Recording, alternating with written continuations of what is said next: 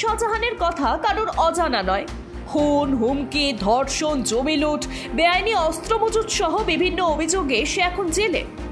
এলাকার ত্রাস ছিল সে। তবে শাহজাহান একা নয়, বাংলার বিভিন্ন এলাকাতেই রয়েছে হাজারো শাহজাহান, যারা শাসক দল তৃণমূলের আশ্রয় বেড়ে উঠছে। আর মাথার উপর শাসক দলের হাত থাকায় নির্বিঘ্নে চালিয়ে যাচ্ছে অপরাধ। গত কয়েক সপ্তাহ ধরেই তৃণমূল নেতাদের বিরুদ্ধে এলাকায় দাদাগিরির অভিযোগ সামনে আসছে। উত্তর থেকে দক্ষিণ খোঁজ মিলছে হাজারো শাহজাহানের। সেই তালিকায় অন্যতম জয়ন্ত সিং। এখন জেলে রয়েছে সে।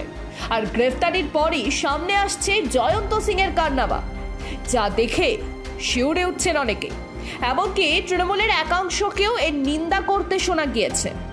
তবে শুধু জয়ন্ত সিংই নয়, ভাইরাল হয়েছে তার শাগরেদদের বিভিন্ন ভিডিও।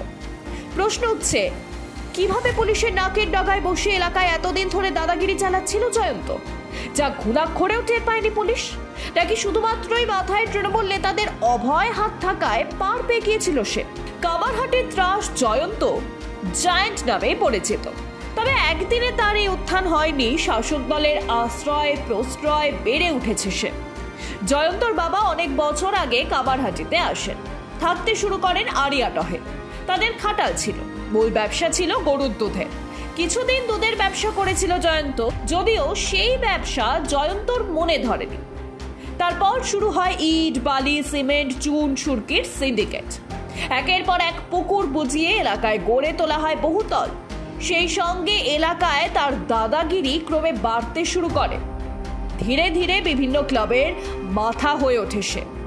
ক্রমে নিজের বাহিনী গড়ে তোলে সে। এরপর আড়িয়াডহের তালতলা ক্লাব থেকে এলাকার উপর নজরদারিও চালাতো সে।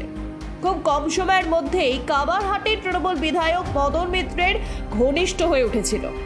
মূলত মাথার উপর তৃণমূল বিধায়কের হাত থাকার জেরেই ক্রমেই এলাকার জায়ান্ট হয়ে ওঠে জয়ন্ত।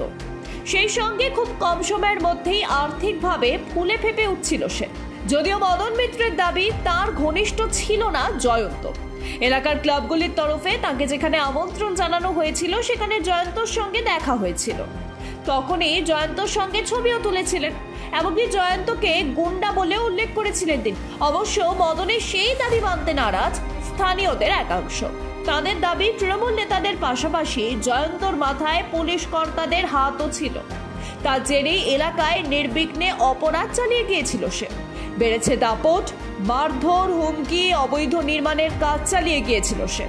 এরই পাশাপাশি ব্যারাকপুর থেকে ডানলপ পর্যন্ত বিটি রোডের ধারে সব পানশালায় তার নামে চেয়ার বুক করা থাকতো, যেখানে শাগরেদদের নিয়ে গিয়ে দেদারে চলতো পার্টি।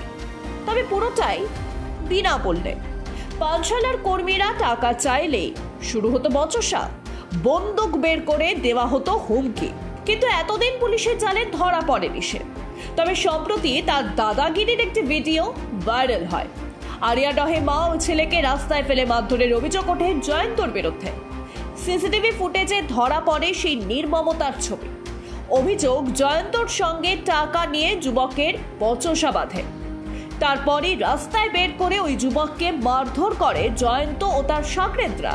কিল, চর, ঘুষি, লাঠি দিয়ে মারধর সবই চলে। সেই সময় ছেলেকে বাঁচাতে যান মা, তখন তাকেও মারধর করা হয়।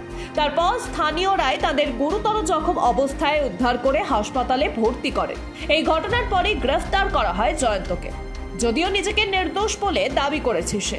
আর বিভিন্ন মহলে এখন জয়ন্ত বাহিনীর কার্যকলাপে নিন্দার ঝড় বওয়া শুরু হওয়ার পরই তার দায় নিতে চাইছে না খোদ তৃণমূল সরকারও। তাই ঘাসফুল শিবিরের নেতারাও জয়ন্তকে চেনেন না বলে দাবি করছেন। যদিও এই নিয়ে বিরোধীদের দাবি, তৃণমূলের স্বভাবটাই যে এইরকম, যখন যাকে দিয়ে কাজ হয় তখন তাকে গুরুত্ব দেয়, সব দিক থেকেই তাকে আড়াল করে রাখে। কিন্তু যখন প্রয়োজন ফুরিয়ে যায় তখনই তাকে ঘাট থেকে ছেড়ে ফেলে। সে কোনো মন্ত্রী হোক বা দলের কর্মী, তাকে দূরে সরিয়ে দিতে সময় লাগে না তৃণমূলে। স্থানীয়দের প্রশ্ন, শাহজাহান জয়ন্তর মতো গুন্ডাদের আর কতদিন সহ্য করতে হবে? তাদের বিরুদ্ধে কি পদক্ষেপ করবে প্রশাসন? এইসব প্রশ্নের উত্তর এখনো পর্যন্ত অধরা। Bureau report, Ritam Bangla.